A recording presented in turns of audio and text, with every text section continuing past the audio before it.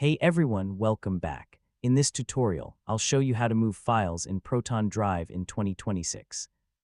So if you want to organize your files, shift them into folders, or clean up your storage, this guide will walk you through everything step by step. First, open your browser and log into your Proton Drive account. Once you're inside, you'll see all your files and folders. Next, browse your drive and find the file you want to move. You can also use the search bar if you have many files. Now click on the file to select it. Once selected, you'll see options like Move, Share, or Download. Next, click the Move option. This will open your folder structure so you can choose a destination. Now select the folder where you want to move your file. Make sure you pick the correct location to keep things organized.